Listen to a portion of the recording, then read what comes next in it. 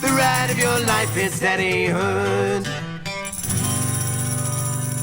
For those of you who cannot wait and love daddyhood, please head over to our Patreon. We have exclusive access to episodes, we have early access to episodes, and we have behind the scenes footage. Head on over there, sign up, be part of the exclusive daddyhood group, and join us over there.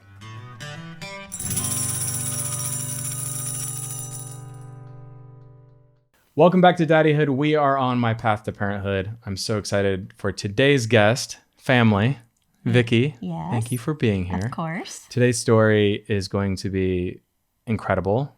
It's going to be intense.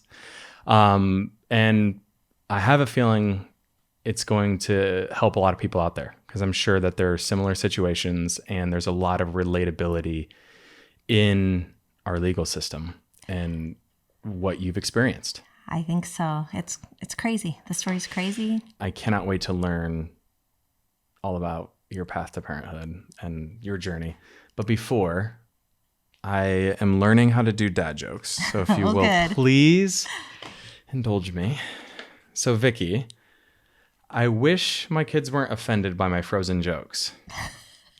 They really need to let it go. Oh my It was a Frozen reference. It's a Disney one. I like that. That's good. Frozen jokes. Good I job. can always get behind a Disney joke. Yeah, it's pretty good. All right. Before we get into it, I just want to give a brief bio for you. So Vickie is highly experienced and accomplished.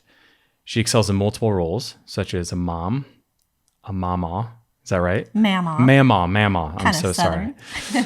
I love it. Event coordinator, fundraiser specialist. I can say you've helped me in so many incredible ways with Legacy and my nonprofit adventures for mental health resources for college athletes. You have a successful career as a retired dance coach. You now dedicate your time and efforts of running a prestigious nonprofit scholarship program called You Matter, catering to deserving seniors in high school. Not only does she possess a passion for attending concerts and exploring new places, but she also strongly believes in making a positive impact in her community. And I can say I've been positively impacted from you. So thank you so much for joining me. Thanks, Colton. I want to get into this, but first I alluded to it. You are family. You've also helped incredibly with my nonprofit and helping shape that, and even pivoting from cystic fibrosis to mental health and fundraising and hosting a pickleball tournament to all of the ideas that I have up in my head to making them a reality. That's awesome. Where did that begin for you? Because it comes so easy. You know, some of it starts with passion, but I just love the innovation of helping people. And I think naturally that's where lots of different realms. I just love it every time I can feel like making something better. Or Yeah. I mean, that's just like my nature. So I'm drawn to it. Yeah. Well, you're very good at it. Thanks. And it's important work being done. So Thank you. yeah. For the purposes of this interview, I obviously have been in communication with you for the last, going on 2 years of this. For sure. I mean, you know, too, I've been on my fertility journey for about 2 years as well. And I think there was like this initial bonding at when I disclosed to you that I was on our family planning journey, you were going through the start of this. But I want to take a step back, and I'm going to reset the story and ask and talk about this like I know nothing, because I want you really to take us through the story from the beginning to the end. There's been a big shift in your family, and also, I think you can admit to, like, you didn't really know how to handle it, and you're doing the best that you can possibly do. So let's talk about what's been going on. Okay, so I basically have a rescue baby, and that's kind of how I referred to him at first, because it started with a service project, which sounds terrible and a little bit harsh, because every Sunday I delivered diapers, wipes, and goods to his home from a long-lost family member that was looking for my husband, actually, in the ER. And so at that point, we just decided, we help other people, so why don't we help him? And so every Sunday we delivered diapers, wipes, formula. We took a crib And sometimes it was every other Sunday. And we did it in small doses because the family member actually had a drug addiction problem, and we didn't want things to be sold for drugs. We were really just trying to help him that he had a baby. We didn't even know whose baby it was or anything.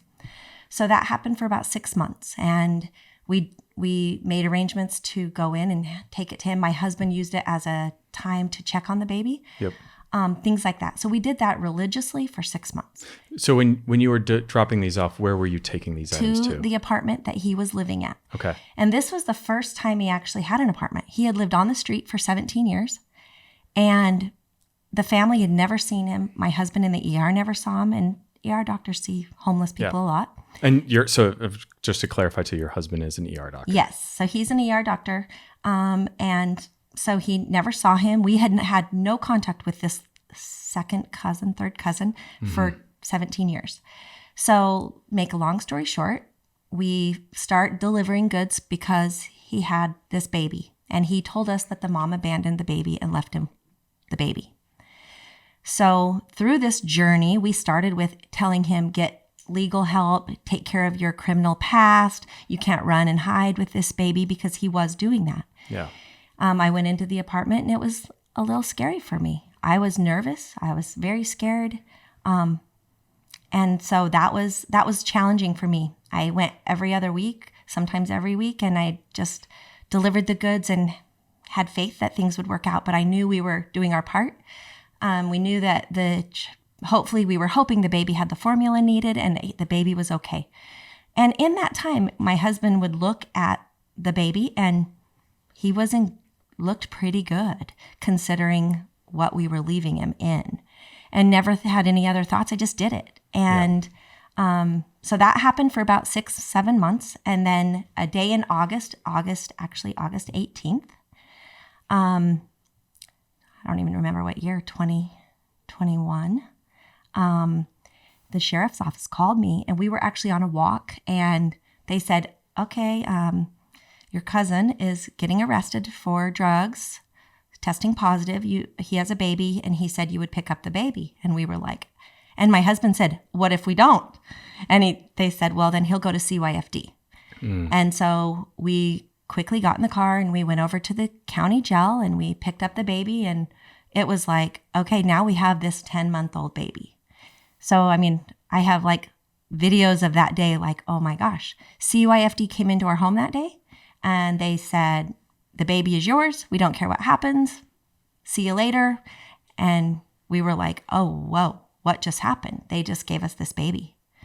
And did you guys ever at any point when you were doing, the drop-offs of food, formula, diapers, did you ever stop after you left and look at each other and be like, we need to possibly take this baby? Yes. Okay. So Colton, I actually had a hard time because he didn't let me hold the baby in those 7 months.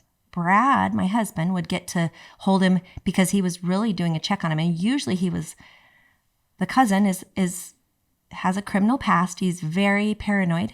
I wasn't unfamiliar with all of these things, so I learned a lot in this. But you could tell he was very like watching over his back, nervous, and he wouldn't let me hold the baby. So I just always was like on edge, like, okay, my husband's like, just let it be. Let's just do our part. Don't worry about it. It was hard on me. I didn't know what to do. I just did it and didn't look back and thought I looked at it as charity. Yeah. I didn't know what the end goal was. I didn't know we would ever have this baby. I knew nothing. But I did know the baby had formula, and that was the goal. Yeah. So fast forward, we have this baby, and CYFD left, and I didn't have any medical records. I didn't have anything. I remember asking the cousin, like, does he have food stamps? Does he have Medicaid? Do you have anything? In jail? This was when we were delivering goods. I would ask him these questions, and he was like, no, the mom has all that stuff. I don't have any services for him. And I'm like, okay. He does have Medicaid. I don't have a card, things like that. And so the only thing I knew was the things that I had asked in those 7 months.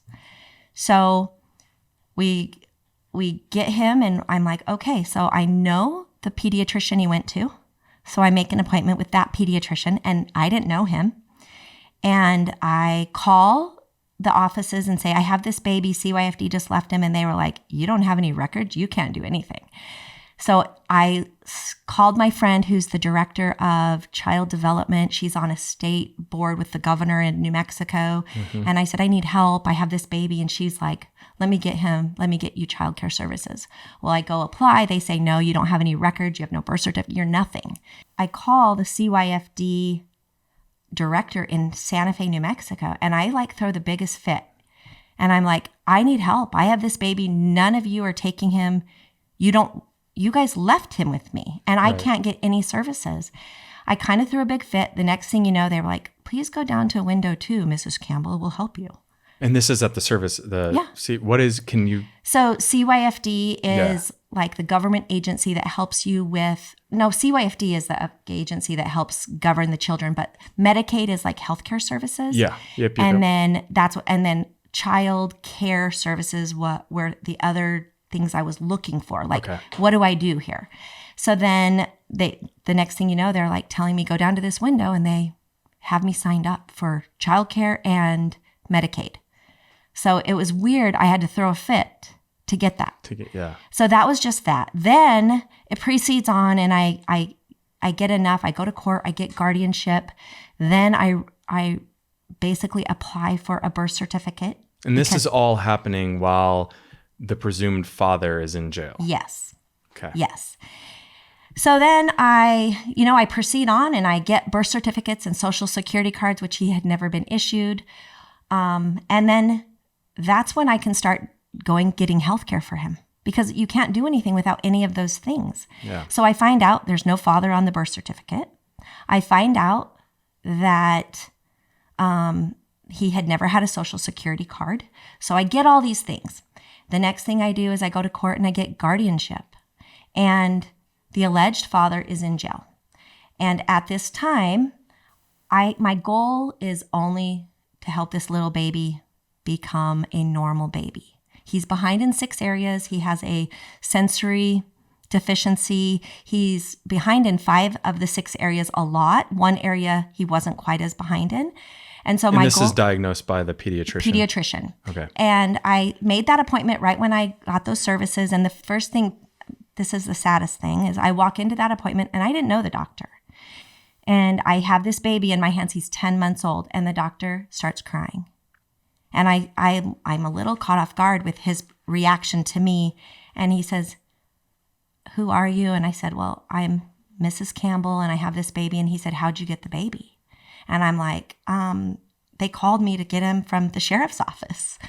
And so from that point, he was like, okay, this is what you need to do. I've been worried about this baby since he was born, and I went and saw him at the hospital.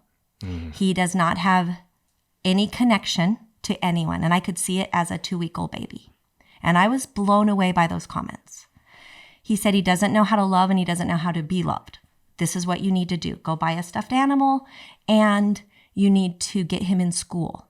And I was like, what? He goes, you need to get him in a preschool. He's so behind that he hasn't seen light. He's been in a dark apartment for 10 months. Wow. He's not stimulated. And I was just like, at that time, I knew my job was to help this baby. That's the only thing I thought of. So 3 times a week, we did therapy. We got him in daycare. Daycare was really heart-wrenching on me because he cried enormously for 6 weeks. And they told me it's going to take 6 weeks. I didn't believe them. It took 6 weeks. Yeah. And he learned, and he sat in the corner. He didn't play with other kids. It was sad for me. And he's how old at this stage? He's 27 months now. Okay. And at this age, he's 10 months. Okay. 10 months. Yep. And so we just started doing all the things, the same schedule every day. We got him on an eat schedule, a sleep schedule. We went to school, and he had a lot of episodes. We did a lot of therapy in here. And it was hard. Episodes were like, oh my gosh, what am I doing? I am too old for this. But there was one time I took a video of him throwing a fit on the ground. It lasted like 20 minutes. And it was like the biggest out of control thing you could ever see. That's how the doctors, I videoed it, and they were like, he has a sensory problem. Inside, he's not okay. You have to work through all these things. I had no idea what I was doing. I've had 4 kids at this time, 5 grandkids. I was going to say, I do want to hit on that. Like, you have successfully parented kids that are now out of your household. Yes, they're all adults, married. And you're starting over again. And I'm starting over. And I really thought I was losing it myself. And so one time I even put him in the car seat, barely get him buckled in, drive to the ER. By the time I got there 20 minutes down the road, he stopped crying. My husband came out and goes, he's fine. We then went to school. That morning was a crazy day. He couldn't even function. So it was like things like that over and over and over. So as therapy happened, fast forward, we did it religiously for 7 months. He started like doing better. And my only goal in this time was to help him get better. Yeah. So then fast forward to January. The middle of January, the alleged father was out of jail in December. We had a visit the second week of January for the first time. We met at a park, and it was okay. I didn't know that we weren't going to ever get back with him. I didn't know any of that. I knew that he looked pretty good. He sounded pretty good, and it was okay. Yep. We played at the park, and then the following week, he jumped out of a 3rd-story building and was positive for meth. That week, I woke up and I was like, this baby needs a future, and the future is not with him. So after jumping out of the building and high, did he go back to jail? He went to the hospital for a week. Okay. And I only found this out because of a family member. Got it. And that's one of the problems we'll dive into with the legal system. Yeah. So he's in the hospital for a week, and so that's when my perspective changed that week of January, the 3rd week of January, 2023. And I decided that he needed a forever family. And during that time, I had been getting tons of people everyone wanted to adopt a kid. I had a list of 40 people. They called me every day, and I wrote down the name, and I said, I have no idea what this journey is going to hold for me. Yeah. That day, I pulled out that list, and there was one family that was given to me 10 times. I didn't know this family, and I reached out to the father, and I sent him a text, and I said, you don't know who I am, and I don't even know if you know my story. You never reached out to me, but someone reached out your name to me 10 times. I just would like to meet you and your wife. So I met him, and then Brad was home that night, and he didn't know. He thought I was crazy when I invited this couple over. He was like, what is she doing? She's on some whack job. And then... with the intent, you invited them over with the intent of just what? Meeting them. Yeah. I didn't know. I wanted to meet him. But people were calling you to let you know that this family wanted to adopt a kid. Yes. Okay. Yep. And I knew nothing about them. So come to find out some interesting facts. They have 5 children, and he would be the 6th child if this family got him. He's the biological mother's the same age as this mother. And also he would be number 6 in the biological mother's family. Got it. So he would be the 6th in the adoptive family. So there was a lot of things that... A lot of synergy. Yeah, I just picked up on a lot of that. But when I met them, there was something about them. I didn't need to look any further. I didn't know them, but there was just something that gave me 100% peace. I didn't know how it would go. I didn't tell them anything. I had never even talked to a lawyer about adoption. So I knew nothing. I just said, maybe you can go along this journey with me. I don't know what's going to happen. I have no idea what's in fold for us. And you didn't want to give them false hope. I didn't want to give them false hope. So I think what I'm curious about too is at what point in this process did you at all seek out the biological mother? So yes. So I had met the mother at the park the second week of January. She didn't speak to me. Okay. But she was introduced to me, and she stayed off to the side, and she never talked to the baby, and she didn't talk to us, and she didn't follow him around like the alleged father. Yeah. Played with him at the park and this and that. The mother was very distant. So what was your take on that? I didn't really, I don't know. It was the weirdest thing I've ever encompassed in my life. Okay. It was definitely not a mother that was engaged or wanting. I think she was along for the ride. And I mean, she has 5 other children. Yeah, and she doesn't have custody of any of them. So let me preface that. Got it. She doesn't have any of her children. That was not part of what she said. And she also lives on the street. Yeah. And I knew from what the alleged father had told me that she had left at 2 weeks old, and she appeared that day, and I didn't even know she had been around since he had been out of jail. I'm just taking in what I am observing. Yep. She had shades on. I never saw her eyes. She didn't take her shades off. She was completely stayed removed from us and the baby. Okay.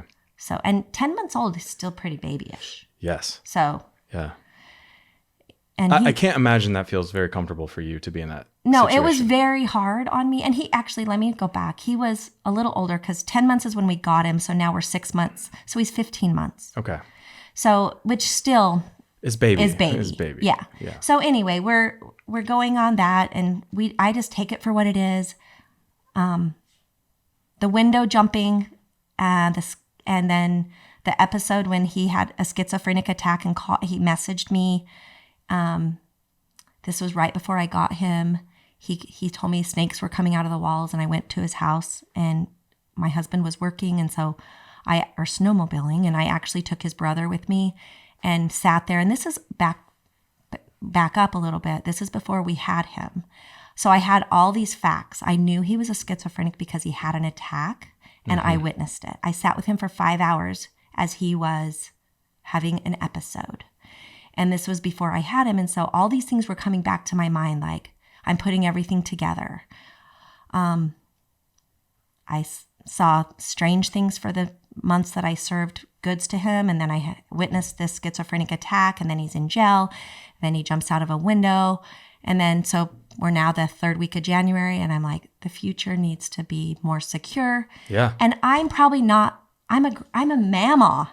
Yeah. I'm probably not needs to adopt him. And so I meet the family that I eventually pick, and we start with play dates. We move to sleepovers. I go out of town. I leave him with them. I meet with counselors, social workers, doctors, and they tell me that by 18 months, he has to bond with you. And we've seen him bond with you, so we know he can bond with a family.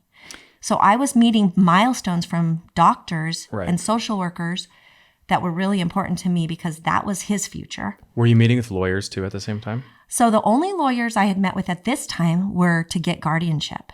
For you? For me and my husband. To be able to, so your goal in this was to get guardianship for you and your husband so that then you can go through the legal adoption process of giving. And I'll tell you that in a minute. Yeah. You can't even adopt as a legal guardian. So I'll tell you that in a minute. Okay. But to be a legal guardian, you basically have to have that to take care of him. And if someone gets out of jail and you were not the legal guardian, this is what they instructed me. Legal guardian to take care of him in a health, like in for everything. As far as enrolling him in school. Yes, and anything that happens. Yeah, if you are not the legal guardian. Yep. And if you're not the legal guardian, if the alleged father comes back into the window and say he's high and he took him, it would be legal for him. So if you don't get legal guardianship, you can't protect a child. So everyone instructed me you have to get legal guardianship. So that was the first thing we did. That to was prevent the alleged father or the biological mother from stepping in. To coming into your house and saying, this is my child, you cannot take care of him. Okay. So we were really instructed on doing that. So we went through those legal proceedings, and it was temporary. Then you go back to court and you get permanent guardianship. Yep. It's a huge process. So we did all those things. And at this moment, we're like, okay, we're legal guardians. But now I'm like, I have a strong feeling that we need to secure his future. Yeah. And I am probably best fit to be his mama. And I want him to have a young mom and dad, or younger than me, and someone that can give him brothers and sisters and or a life. Yeah. I mean, I travel, so I trying not to justify why I didn't. I would have taken care of him, but I felt like there was a better option. Right. And so I started that. And when I started those proceedings, it was very hopeless because the first appointment was, and I had met a family and found a family, and they had been approved for adoption. You, in all intents and purposes, did a lot of the hard work. Yes. Of finding the right family and like going through that. Yes. And they were approved for adoption, meaning their home study's done. Yeah. They're legally ready 100%. And this was in February. And this was set up, the home study was set up by who? A social worker and a lawyer that they had done beforehand. Got it. So when I called them, they were 100% ready to go. Approved and ready to go. So this is where it gets really tricky. And this is why the reason, I mean, obviously I wanted to have you on is what I think you're about to dive into is the legal complications in all of this.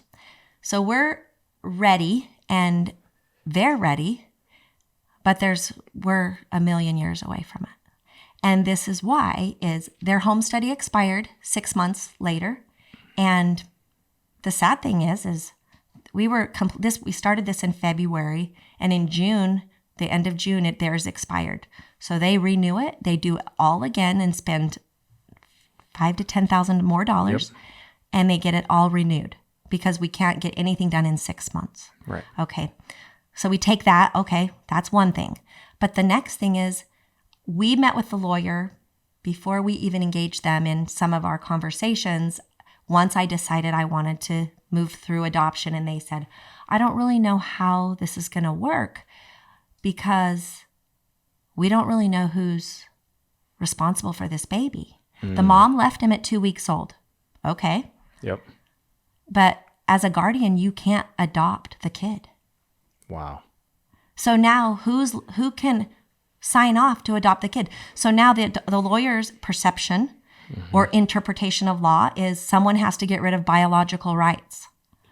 Well, there's no dad on the birth certificate. That alleged father he's free at this moment.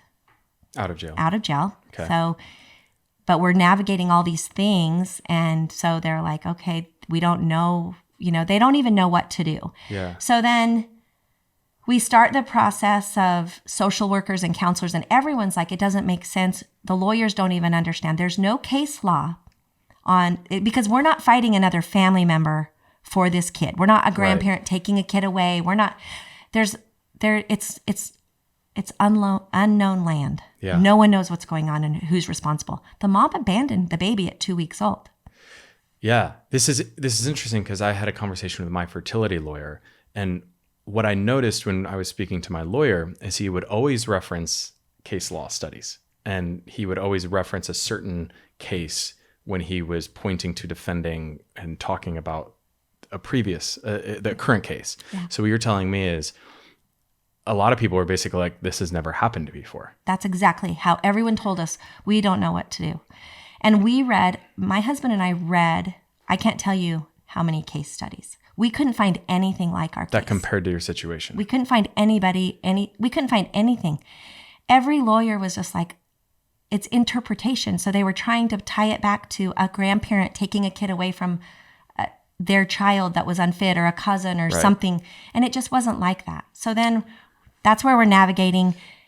So let me fast forward. We go through some weeks of seeing the alleged father at the park. The last time we saw him was in June, and it's the second weekend of June, and he calls and he says, would you meet at the mall and we'll go to a little play area, or he messages me. And I said, sure. So we meet up, and he has a woman with him, and she tries to take the baby from me. And I said, no. This is a different woman. This is a different woman. This is not the mom. Okay. And I've never seen this woman. I don't know. And she said, we're taking this baby. And I said, no, you're not. And we go down to the play area. I carry him. I'm really nervous. I don't know what's going on. The alleged father won't look me in the eye. And this lady is very aggressive. And she starts telling me it's ordered by the court. We're taking this baby, all these things. And I just literally looked at her and said, you're not touching him. And I'm not going to speak to you. I don't know you. I've never seen you. The alleged father won't look at me. I get through this episode of 45 minutes at this play area looking across at my husband who's not by me. And he's like, I can tell you're upset over there, but I don't know what's going on. Yeah. Inside I'm like, going crazy inside, really nervous, but not showing it because I'm like feeling like I'm protecting. Right. At this the moment. whole point of you getting guardianship, by the way. Exactly. And this Yeah. is where it all came into play. And so we leave that situation and I call my lawyer. This is a Sunday. And the lawyer says, you need to send him a message. You need to say, you will give me 48-hour notice. You will only come alone. You give him some parameters, which we've done, but we always met him when he wanted because it was so seldom. At this moment, he had only seen him 150 minutes in 8 months. So that's like... And up to that point, it was probably pretty easy. It was like easy text, 30 minutes, easy meet. a couple times a month. He didn't really want to see the baby. Yep. So then it got really scary. The next Sunday, he says, I want to pick up the baby or see the baby. And I was like, you didn't give me 48 hours. And at that time, the following day, he was arrested and for failing a drug test. So I find that out from like Facebook posts of their arrest warrants. And I'm like, oh, wow, he was arrested yesterday. So he's back in jail. So there's nobody even helping you at this point keep track, like tabs on him. You were not in touch with his parole officer or any... So let's just fast forward to some of the legal flaws. Yeah. And I want to hit on something real quick. Yeah. Just because we've used this... He did not... When you asked him to take a paternity test, he did not agree to that. Because we've said alleged father now a few times, and I just I want to touch on that because it might be confusing of why we keep saying that. So, and I learned the term with the lawyer. So basically, in I think almost all states, there's just different systems in place for every state. But in New Mexico, an alleged father is someone that can register with the state when they're born. Yep. So if they're not the biological, there's actually a form they fill out and submit to the state. And an alleged father would have just as many rights as a biological father. So he did that at the hospital? He did not do that. Okay. So that's one of the contentions that the lawyers have is he wants to be the alleged father, but he didn't do any of these things. Okay. So the lawyer presumably is just saying alleged father until we fight it out in court. Right. Because... So we're just giving someone that name, even though they haven't earned it at this moment. So then one of the biggest problems in the law is there is no cross-referencing agencies. So you're dealing with the criminal side of court, you're dealing with the medical side, and you're jumping out of windows and high on meth. So the parole officer doesn't even know that. So I know that because a family member picked him up from the hospital and he told the family member. So the hospital didn't communicate with the police or this. So a man literally can jump out of a window, test positive for meth, and the hospital doesn't call any authority or any parole officer to report this. No, it's against the law. HIPAA. Oh, wow. I didn't even think about that. And so even I would assume that jumping out of a window is a public safety hazard. Absolutely. And okay, let's just talk about this. Where would the baby have been? The EMS picked him up from the ground and took him to the hospital.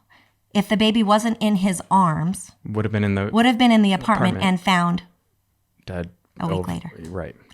So I don't even like to think about that, but it makes my... No, I can say just from, just getting into this and knowing you saved the baby's life. And it's, there's a lot here. Yeah. And it's, and I don't want to make it all gloomy because we'll get to the end. Yeah. And the end we're not even halfway done, but... I will say too, there will be a part 2 to this. Like we're just getting into this. And I think focusing right now on just your journey with the legal side of it. Right. So HIPAA doesn't allow the medical people to communicate. So his parole officer, they have to wait for him to tell him. Do you think he's going to tell them? No. Not a chance. So then nobody knows. So then he has a public defender. Does she know? No. So all of these people, they don't even know that he necessarily has a kid that someone else is maybe, like they don't know. They only know what he wants them to know. Yep. So we're not, okay, so I also want this long lost cousin to be successful in his life, in his journey. Let me preface this. I don't want bad on him either. He has a big job in front of him, and his journey is to be able to help himself and survive and get clean and get to those meetings and do all the things he can to be a successful adult. Our systems, so even if we're going to court, it's not like our kinship guardianship paperwork goes to these other agencies. So nobody knows what anyone else is doing. So even though I have guardianship now and I have him set up with some health care and I have him set up on all these things, there's nothing communicating how it all flows. Right. So when there's a problem and you don't want anyone to know, it's good. Yeah. So, so the alleged father's criminal background isn't transferred to his, the healthcare people. Healthcare people don't know that. They don't know we're fighting in court for rights of a baby. Yeah. So we can't really, I don't know. It just seems like there's something missing to really helping people, because how do we help people if we don't have the full picture? Right. And beyond just helping the baby, your intentions here are to help your cousin and the father. Exactly. And it's you're sort of having your hands tied too by the system that we're in. And I think what's interesting here, and like what I think I said this to you I was like, Vickie, like you're incredibly educated and have incredible resources and support. Like imagine just like the average Joe trying to take on what you've taken on a full-time. I already know from just the little experience that I have, basically an adoption agency, because you were like inbounding, taking, recommendations, you're meeting with people. The amount of case studies you and your husband have probably now had to review, like not saying you qualify for the bar, like legal, but like you're now dedicating so much of your time into all these different professions, and you still are overwhelmed and like our system is broken. It is broken. And the biggest thing is I'm not sure the system is set up to help the children as much as we want to say it is. Yeah. That's a really bold statement, and I don't want to say it because I hate to say that we're failing at something, but we're failing some of these children. Yeah. Do you think it's just an oversight in our system? Or what do you think is the reason why we are broken? I don't think we can have statements about, I don't think reunification can always be the goal. Because there are times in people's life that maybe they need to have weekly visits or something if they're a biological parent. If they're clean and their life gets cleaned up at a certain point, maybe they can have a part of that kid's life. Yeah. But what's best for kids is to have a structured home with people that love them and can take care of them.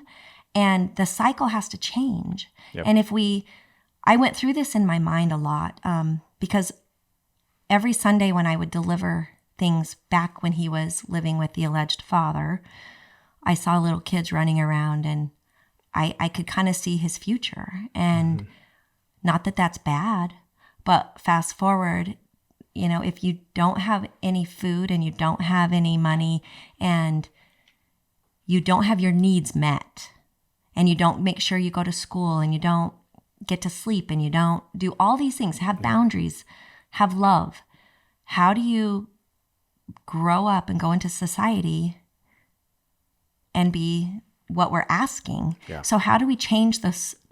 How do you break the cycle? Right. So what I saw was our cousin who had been homeless for 17 years, not because he didn't have a great family. He did. He made choices. Yep. He had a drug addiction problem. He had schizophrenia, and he chose to live on the street. He chose to have he chose to get involved with wrong things. Right. And he couldn't break the cycle or he didn't want to break the cycle. Yep. And not saying we don't need to help those people, because we do. There's a lot of mental health in here. There's a lot of things that need attention. But the tools to be a parent don't come in that situation. Mm-mm. If we want to continue to have the cycle grow, that's what we're going to do. Yeah, and I think most people listening could agree that that is not the right and or healthy environment for a kid to be brought up in. No. And I think so. What I would like to know is, like, currently, where are you at now in this process with him, and also is, I know we keep saying child. I'm assuming you have named him, but for privacy matters, we're not going to say the name. Where are we at right now in this process? So we have a court date coming up next month. Okay. And we are just in a hearing stage of we're trying to get DNA. Okay. So the court has ordered a DNA test. He has not agreed to go get the DNA test. Why do you think that is? Well, he said he's agreed, but now the county jail doesn't have anyone to take him. Okay. So back to our system. Yep. And when he gets out of jail in the next few days, he has a week to go get it. So the judge is giving that choice to him. Okay. It's all set up and paid for. By who? By us. Okay. To get all of that done. Yep. And basically those responsibilities come from the adoptive family and us. Okay. We are responsible for all of that. We have hired a guardian ad litem, which is a lawyer for the baby. He's starting this week. Okay. We have a lawyer. The adoptive parents have a lawyer. So we have a team of people now going to court, and we've already been to court 4 times. In which does he have a lawyer?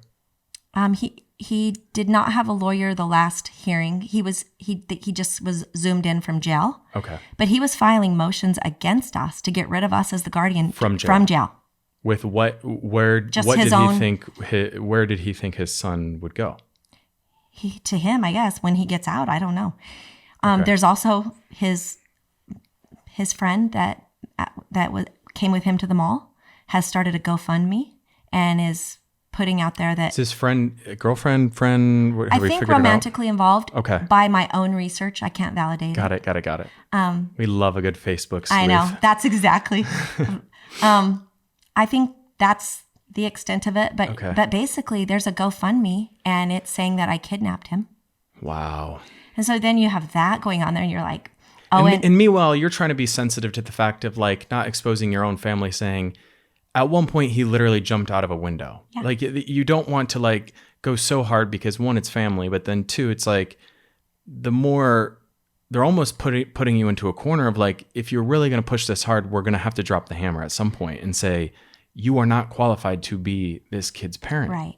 And that's what we're going to have to go to court. So when we go to court, I hired a lawyer that knows the criminal side and is going to research beyond his comfort level because the case is not known. The adoption lawyer is really great, and she's representing the family adopting because she's really good at the paperwork of adoption. Okay. The judge, we went to court to combine the cases because when they went to try to talk about adoption, they couldn't have us there because we were the guardians. So we had to go to court to bring all the cases together so we could all be together and know what each other is doing. That's how messed up it is. So you guys had to initiate the combination of all these cases. The system itself and the way that our courts are set up right now, they don't just streamline it for efficiency reasons. You guys had to make that request? Correct. So we had to make a motion to combine guardianship, adoption, and all this situation. So then now we know what people are filing because otherwise the alleged father is filing a motion against us, but the adoptive parents don't know. So we can't all know what's going on. And the judge then is not understanding all the laws either because there isn't really laws for this. So the judge is relying on the adoption lawyer that really is very sharp on adoption. So she's taking the lead of that lawyer, but yet what are we doing? We have so much at place here. I mean, it could be a movie.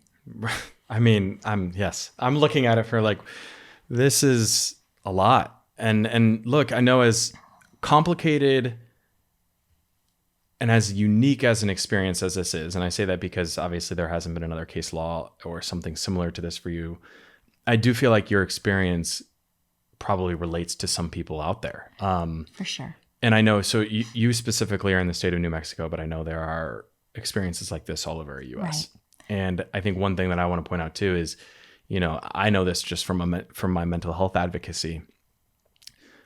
Adoption law, same with any fertility and surrogacy law and egg donation, sperm donation law, varies state to state. And I think that's important to note too, is like, this case might be a completely different experience for you if you lived in another state. And I also think it might be different with different lawyers and different judges, because where I live, you're not going to go. I even asked, would it be good for me to get a lawyer from the city of Albuquerque? And the lawyers and judges in our area said, I don't know that it would help you. It might hurt you, because then you have a judge in your area that might not like that. So you have to look at that too. You're like, everything I'm doing is what's best for this child. And I had a timeline. I needed him to bond and blend with a family. So I went ahead and did things where we're at now with him. Aside from the legal aspect, is I went ahead and followed the social worker's guidance and bond and blend with his family. Let him have some sense of normalcy, family. So we did that. We jumped ahead and did what's best for the child, even though we legally haven't got there. We haven't legally done placement, and he is staying with the family 5 days a week, 2 days with me. We're doing all of that now because that's what's best for the child, and we're hoping the system will follow. We're hoping that we get there. We have court coming up, and all of our team we're trying to do everything right, but it's still it's a scary road, because you have a little boy that is, and just to let you know where he's at, he's thriving. He's ahead of schedule.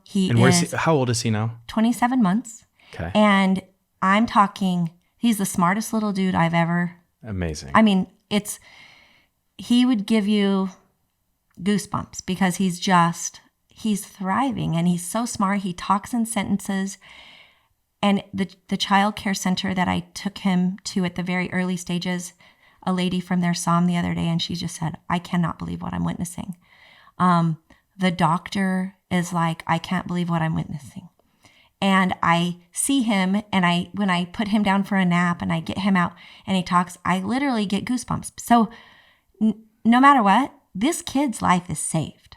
Yeah. It might take us a little bit to get there. But how many other kids are out there that we could do better for? Yeah, I think the first thing that comes to my mind is, the obvious is our system is not set up to benefit these kids. And that's the first and foremost. And I think the other thing is there's not a Vickie in a lot of these situations. There's not someone who's stepping up just to say, I'm going to fight for this kid's health and future because it's the right thing to do. And you have an incredible support system. You have incredible resources. And I'm sure there's people who have, a heart like yours that want to help, but they also are overwhelmed with their current living situation and can't provide for a child. It's unbelievable. I mean, I'm just fortunate that all my kids are grown, and I had the means to take care of him. I had the means to fight for him. And I used every connection I had. I used every connection for every freebie. Every lawyer in my town has given me advice. And the DA is like my best friend. Yeah. I mean, all these people. A new best friend. Because you're like, I want to put on record, we weren't friends. No, we weren't. Yeah. You just have spent so much time fighting and advocating for this now that you're like, it's. And I really do think of the system that's broken. And I told the adoption lawyer, who I had never met before this, I told her I was going to go to Santa Fe and be an advocate. Last legislative session, I sat and listened to every CYFD law they passed. Wow. And let me tell you, I need to get down there. Yep. I'm not there yet because my focus is getting this done. But it's crazy. And not that those people are doing bad. What I've learned from talking to different legislative people is they don't have these experiences when they're writing the law. Right. So how do we get them these experiences to correct the law? That's the goal. Yeah. Can I ask, Yeah. like, at this point, what do you want the DNA test to come back as? Negative would make my fight different. Positive it just changes the fight. Okay. It doesn't change the element. The And goal. you're talking negative and positive as Okay, far so as... if he's the biological father, Yes. the fight in court is be this. much- If he's not, the fight in court is this. Got it. And one route is easier than the other. They're both the same, Okay. but they're different fights. Got it. And so having the answer would prepare us and let the legal teams prepare us to show whatever. We can show both. And that's what we're doing, because if we don't have that, we're going to do both. Got it. It doesn't change the outcome. Yeah. And that's why the lawyers early on were like, who cares about a DNA test? But he is fighting for custody, essentially, right? He is fighting to remove our guardianship and take him. Okay. And he is in jail. And he is in jail. He does get out Okay. very soon. Okay. Got it. And, I do want to hit on the advocacy part, because I think, obviously your heart's huge and you've helped already so many different organizations, including my own. I think finding a way to contribute to our systems and our legal systems, and especially when it comes to adoption. I think, for discrimination purposes, I shared with you when you were first starting this battle that it is still legal in 13 states to discriminate against same-sex couples for adoption. It's just you can disqualify a couple just for who they love. And it's sort of mind-blowing to me that that can be legal, and then something like this, you have had to jump through so many hoops, pay so much money, I think, in not only supporting and raising this kid, but also legal fees and helping, the father, so many different things. And I just feel like there's a better use for money than I think this our system. focus needs to be on the kids.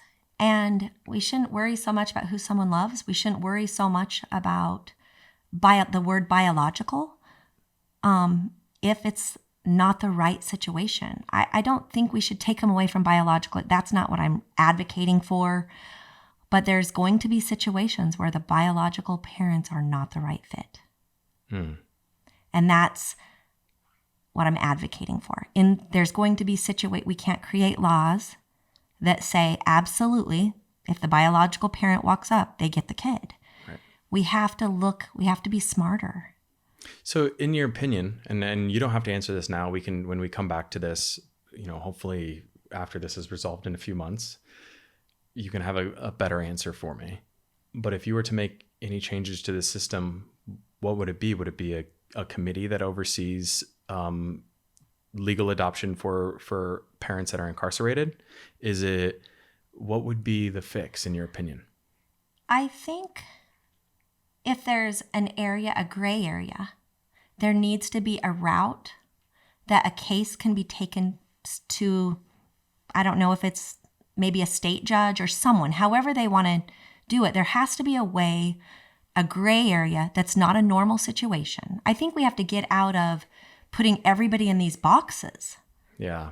Because we put everybody in these boxes and we think that every case fits in these boxes. Yeah. And that's not the case. Yeah. If we have a case this is like a third cousin, a long lost third cousin. So technically the lawyers have told me I'm nothing to him. And I have this baby. The mom left at 2 weeks. And we've had this baby for 2 years. Yep. Why are we still dealing with this? Right. So why could we not have secured his future and made a plan for him? Because that's what's best for the child. So instead, the child has been living with mama, which is fine, but ultimately he could have been with a family that was his parents. Right. And it's all because the system isn't in place to work outside of their boxes. They don't have case law to get an easy answer. Right. We need to have things set up in the legal system that are outside of a box, and we need to have a committee. Somehow, we need to have a judge that can deal with the rule of law and do what's right for children. Because you would think that's it's a very simple statement that I think everybody would agree on. Yeah. But unfortunately, hearing your story and your situation, it doesn't happen. It doesn't happen. And I don't think parenting is a privilege. I don't think parenting is a right. I would agree with you on that. And that's also why I'm like, the whole purpose and point of this is, and people have heard me say this so many times on this podcast by now, probably too, but just is humanizing this experience for everyone listening. And most people, when they enter into family building, it doesn't matter who you love, who you are in this world. If you're intended and intentional in building a family, that's a great start. That's the start. That's the starting point is you're doing it, you're rooting it in love. You're bringing kids and a baby into this world. It's a great place to start. That's where we should all start. Right. But what was interesting and why I loved having you on was what happens when a child and a baby enters this world that maybe it wasn't intended. It wasn't, the best situation for the parents to have that baby. Right. Where do we go from here?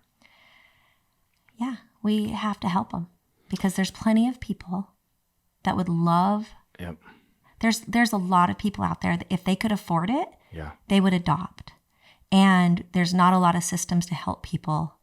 And it's very challenging as I'm going through it. For sure. And,